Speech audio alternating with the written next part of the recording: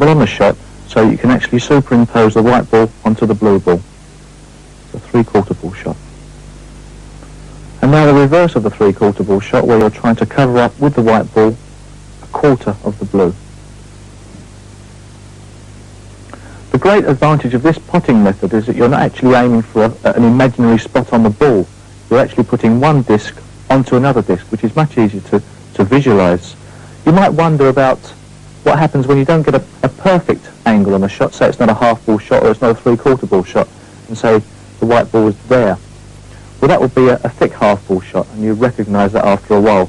And the same perhaps with a shot there. That could be either a thick quarter ball shot or a thin half ball shot. It doesn't matter, as long as you recognise the angles. And another thing is they're not actually only on the blue, they'll be all around the table. You'll start to recognise those after a while. But a very important thing, work out the angle of the shot before you actually get down to the table, which is a very, very important part, because when you're actually down, you can't move your cue around. You must work out that beforehand. That's enough of the theory. Now I'm going to show you a practice exercise I used to do for hours on end, and actually still do today. So I've set up a ring of 7 white balls around the red ball. The first is a quarter ball shot. Make sure your cueing is nice and smooth. Don't panic on the shot at all.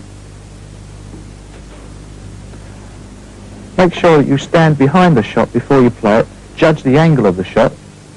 This is a half ball shot.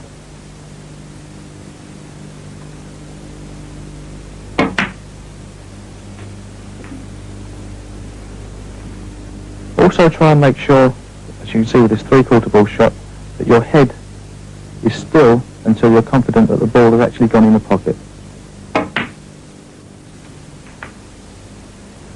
With the dead straight shot, a little advantage is to try and follow the white ball into the pocket as well. This proves that you're actually hitting the ball through straight. Not an easy thing to do. Now to the other side of the table, just to make sure you have no preference for sides of potting, another three-quarter ball shot.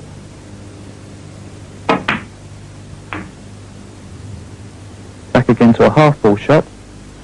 Remember also to make sure that before you hit the ball, your eyes are actually on the red ball. And lastly, another quarter ball shot. Remembering to make sure you have a very, very solid stance. This gives you the best chance of keeping dead still on the shot. You don't have to just practice your potting angles on the blue. You can try them on the pink or the black, which are very, very important spots on the table as well. And talking of that, I've got a situation now where I'm going to try and pot the black ball into the corner pocket and run the white ball through and see where it ends up. And then from where it does end up, I shall try and once again work out the potting angle and continue from there. My first shot is a three-quarter ball shot.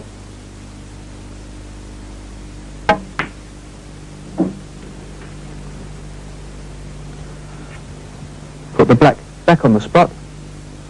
And this time I've left myself with a thickish three-quarter ball shot on the other side, which is called a cut back into the top pocket, making sure to keep my head down after I've played the shot. Don't worry about where the white ball goes at the moment. Don't try and control it. Just try and pot the ball. Now I've got quite a difficult shot. I'm a bit further away from the black ball. This is roughly a quarter ball shot.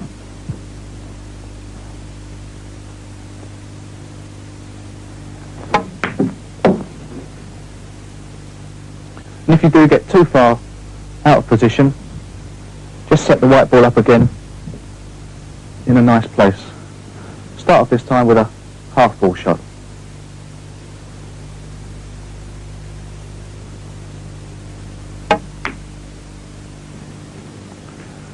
Nowhere on the black, set it up again.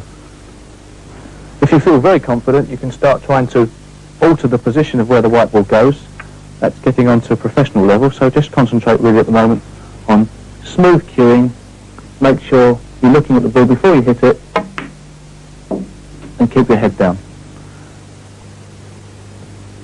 This time I've left myself dead straight on the black, very close to it anyway.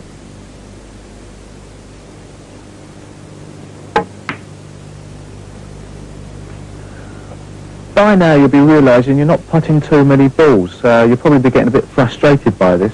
Well, it's not just a question of practice, it's to do with basic techniques, and the foundation for success in snooker is a sound cueing action, and that's what we're going to look at next.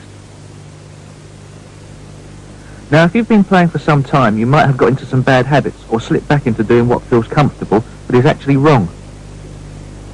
All I can say is persevere until the right technique becomes second nature. Make all your habits good habits. It'll pay off in the end. First of all, we come to how to hold the cue.